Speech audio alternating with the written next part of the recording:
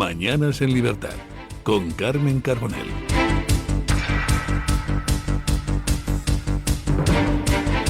8 y 6 minutos, 7 y 6 minutos en las Islas Canarias. Sepa usted que si se levanta y ayer no vio las noticias, pues le tengo que dar una mala información. Bueno, mala información no en cuanto a que sea correcta, sino que es una noticia muy triste, y es que la ley de amnistía ha sido amparada por el Tribunal Constitucional. Así que estamos viendo cómo se empieza a tirar por tierra las instituciones de un Estado democrático, como era España hasta ayer mismo, y cómo Pedro Sánchez ha vendido nuestro país a los secesionistas a cambio de unos votos. Momento de actualizar la información con don Eric Gutiérrez, y vamos a hablar de...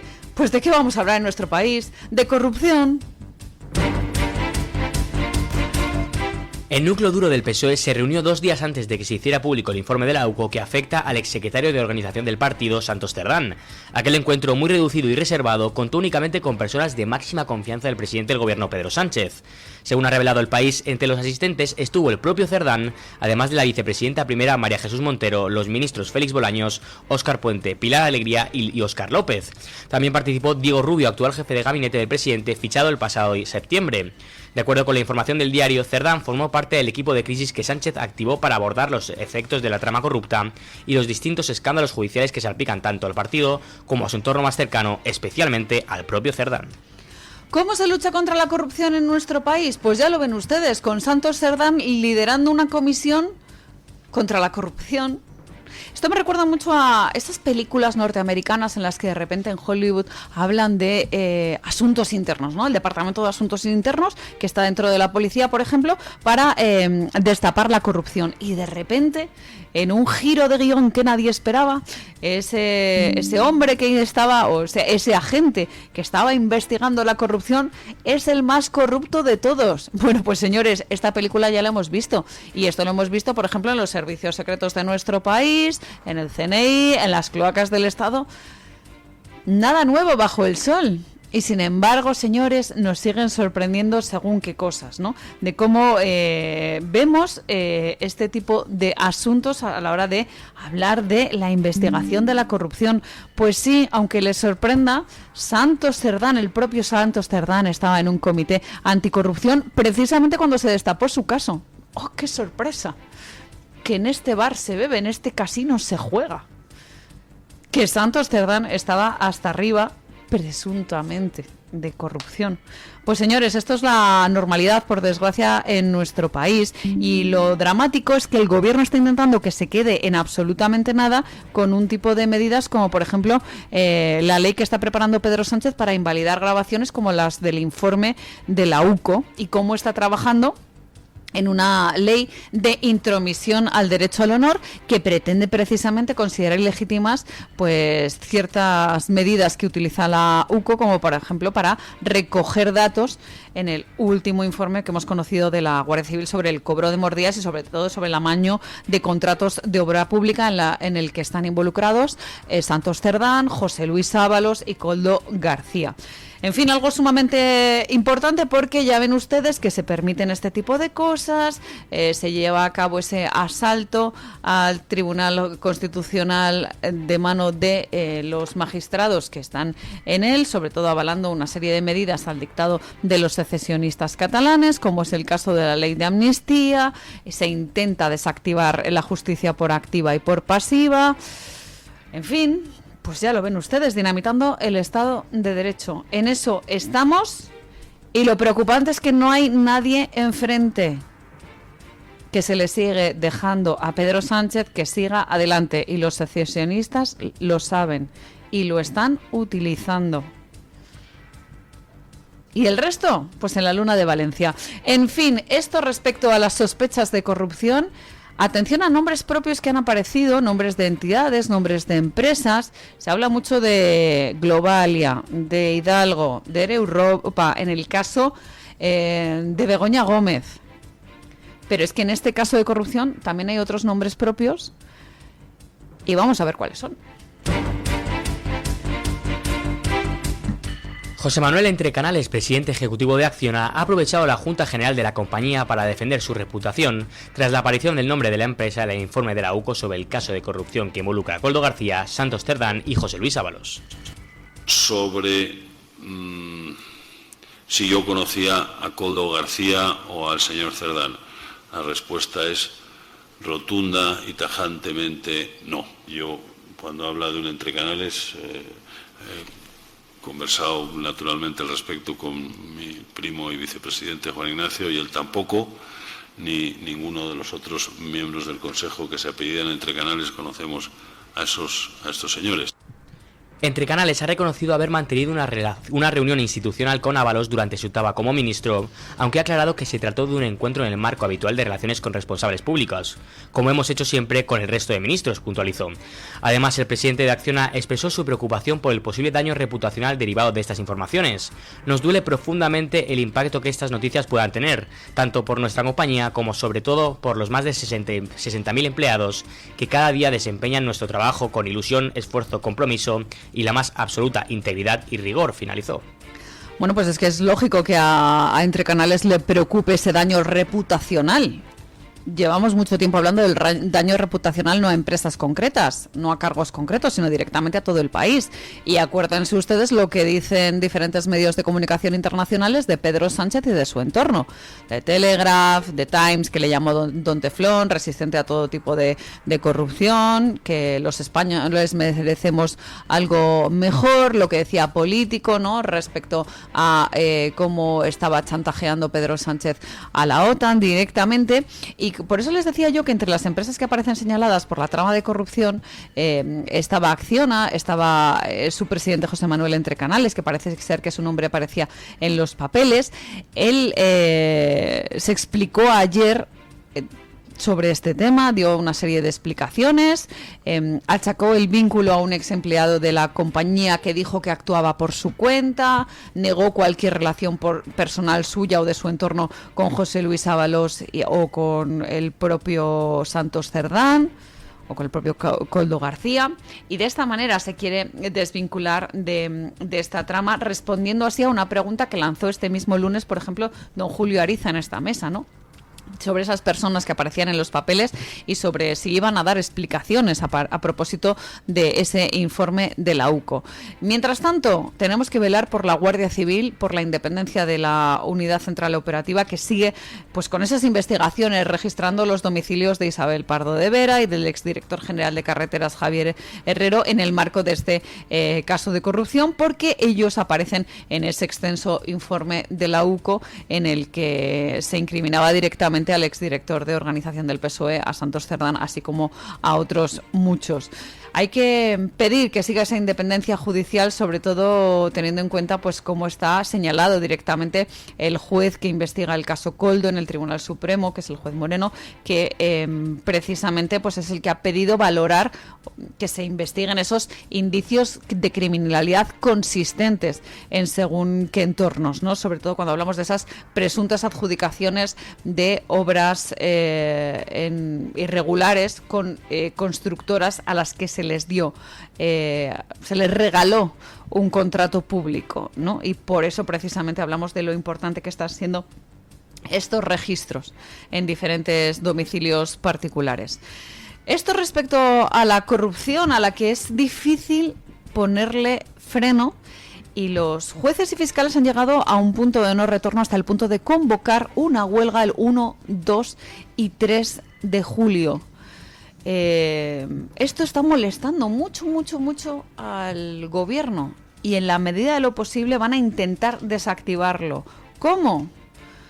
Pues lanzando mensajes directa o indirectamente.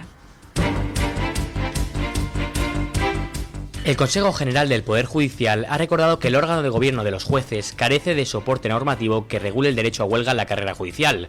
Por ello, considera que no procede reconocer formalmente la huelga ni establecer servicios mínimos. Así lo ha acordado el Pleno del CGPJ en relación con el paro convocado para los días 1, 2, 3 de julio por la mayoría de las asociaciones de jueces y fiscales, todas excepto las de perfil progresista, en protesta por las reformas que prepara el gobierno sobre el acceso a las carreras judicial y fiscal. Fuentes del órgano consultadas recuerdan que en anteriores huelgas no se impusieron sanciones a quienes las secundaron y que el criterio actual es coherente en los acuerdos adoptados desde 2009. En la misma sesión, el Pleno rechazó una propuesta del sector progresista que instaba al CGPJ no solo a abstenerse de reconocer el derecho a huelga o fijar servicios esenciales, sino también a iniciar actuaciones ante lo que calificaban como una movilización claramente ilegal. Es que ese es el tema, que directamente han dicho que es una movilización claramente ilegal, que si los jueces y los fiscales pues no pueden ir a una huelga, pues apaga y vámonos, ¿no? Porque realmente el gobierno decide aquí lo que es ilegal y lo que no es legal, ¿eh? Lo han hecho con la ley de amnistía sí, amnistía para los secesionistas catalanes sí, pero esto no. Por eso les digo que estamos en un país muy preocupante en el que hay dos tipos de ciudadanos. ¿Usted de qué lado está? ¿Está usted seguro? Pues yo creo que no, porque si no está del lado de los secesionistas catalanes que tienen poder, por ejemplo, para chantajear al presidente del gobierno, pues está en una posición de debilidad frente a otro tipo de ciudadanos. Y por eso es tan importante apoyar la movilización de jueces y fiscales, ¿no? Esa movilización contra las reformas de la justicia que pretende impulsar el actual gobierno. ¡Ojo! Con el apoyo de los grupos parlamentarios que lo sostienen. Si llegamos a la ley Bolaños es porque se les está permitiendo. Y cuentan, como les digo, con ese apoyo de ciertos grupos parlamentarios. Y me da la sensación de que todo el mundo, desde la comunidad jurídica, debería secundar este paro porque están ante una amenaza muy, muy seria. Y nosotros, como ciudadanos, pues no podemos secundar esta huelga, en el sentido de que si no somos profesionales de la Fiscalía o de la Judicatura no estamos llamados a esa huelga, pero sí que lo podemos apoyar, por ejemplo, con esa concentración de la que les hemos hablado ya en estos micrófonos, que es el 28 de junio, el sábado que viene. ¿Cómo el sábado que viene? Mañana mismo, frente a la sede del Tribunal Supremo, en esa Plaza de las Salesas, en Madrid, a las 12:30. Protestas que solo son convocadas por 5 asociaciones profesionales. Qué curioso, qué curioso que las asociaciones vinculadas directamente al PSOE, las asociaciones de izquierdas, no han secundado esta movilización. Y lo que hace el gobierno directamente es intentar amenazar desde el Consejo General del Poder Judicial a los jueces que secunden esta huelga. Y esta amenaza a los jueces, diciéndoles que es una movilización claramente ilegal, es una amenaza a todos los ciudadanos, porque no se fijan servicios mínimos y, por tanto, lo que nos está diciendo el gobierno es que si actuamos en contra de sus deseos, estamos llamados al caos y al colapso judicial. Y llega un momento, señores, en la historia de cualquier deriva gubernamental en el que hay que poner pie en pared y decir, hasta aquí. ¿Que vamos al caos? Pues vamos al caos, señores. No nos queda otra salida. Adelante con ello, señores jueces y fiscales. Hacia el colapso de la justicia. A ver si con esto, por lo menos, conseguimos mover conciencias, que eso ya sería algo sumamente importante. Ya les digo, mañana a las 12:30 en la Plaza de las Salesas, frente al Tribunal Supremo, esa concentración para apoyar a los jueces y a los fiscales en defensa de esa justicia independiente, que es algo ya prácticamente desconocido en nuestro país. Pero, señores, les hablamos mucho de corrupción y le he traído a don Eric Gutiérrez hoy una noticia que le va a gustar especialmente, de un paralelismo entre la corrupción, por así decirlo, en el mundo secesionista y también en el deporte.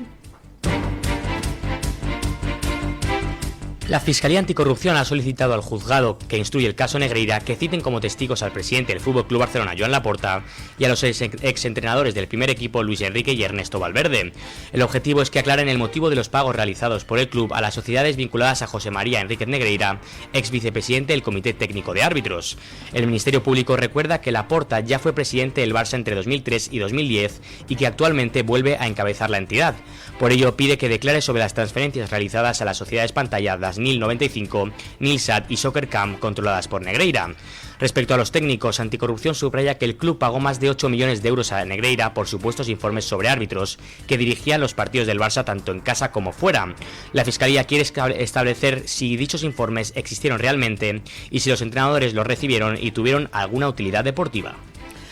Este caso nos gusta especialmente en este programa, sobre todo porque le pica un poco a don Eric Gutiérrez en el sentido de que él pues le gustaría pertenecer a un club o ser de un club que fuera completamente honrado, pues en fin, una serie de cosas, una serie de valores que entroncan directamente con el deporte. El tema del caso Negreira, el de los árbitros, la compra de árbitros, lo que pone de manifiesto es que existe pues una influencia de la política en el deporte, unos intereses privados, intereses económicos, y esto es algo realmente dramático y que por desgracia, forma parte de la corrupción endémica que hay en el fútbol. Donde se mueve mucho dinero, hay muchas posibilidades de que haya corrupción, pero en el caso particular del Barça, a mí me da mucha pena porque demuestra la connivencia que hay entre los líderes de este equipo y, por desgracia, el secesionismo catalán. A mí un equipo de fútbol que supuestamente defiende ciertos valores se posiciona directamente del lado de quienes quieren romper España, pues a mí, sinceramente, me apena, porque es un equipo que juega, por ejemplo, en la Liga Española. Entonces dices, no, es que yo odio a esta gente, porque lo que en muchas ocasiones vemos en según qué ámbitos es el rechazo a los españoles, y a mí esto me da pena. Pero hay una parte buena, y es que don Eric Gutiérrez no pierde la esperanza, es un gran optimista y piensa que todo puede mejorar. Ojalá tenga razón don Eric, y en cualquier caso lo que sí que es interesante es que se están investigando ciertos casos de corrupción, ¿verdad?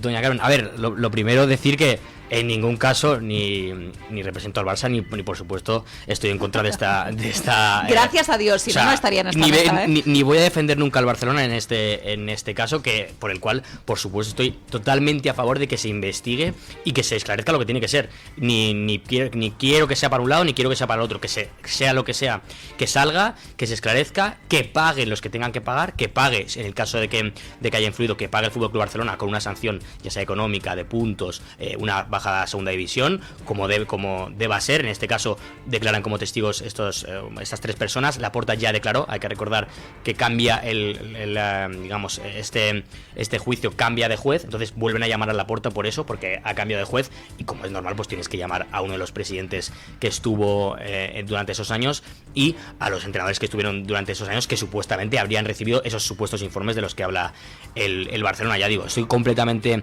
a favor de que se investigue todo lo que se tenga que investigar, ya sea el Barça o sea el Mirandés, me da absolutamente igual, la verdad, porque hubo unos pagos, o unos supuestos pagos llegaron, no se sabe qué pasó con esos pagos, se tiene que decir qué pasó con esos pagos, por qué se hicieron, para qué valieron, y que la gente tenga que pagar lo que tenga que pagar si se fue una competición fraudulenta durante esos años. O sea que vamos, yo totalmente a favor de esta investigación, doña Carmen. ¿Ven cómo es buena persona Eric Gutiérrez a pesar de ser del Barça? Yo siempre lo digo, cuando hay algún encuentro, ¿no?, con nuestros socios, con nuestros amigos del club de Radio Libertad y del Toro Televisión, digo, fíjense si será buena persona Eric Gutiérrez, que sigue siendo optimista, que no pierde la esperanza y que pese a ser del Barça piensa que es posible darle la vuelta a según qué escándalos. Sí, y una cosa más, doña Carmen, que ha comentado usted también el tema de la relación entre el Barça y los independentistas catalanes.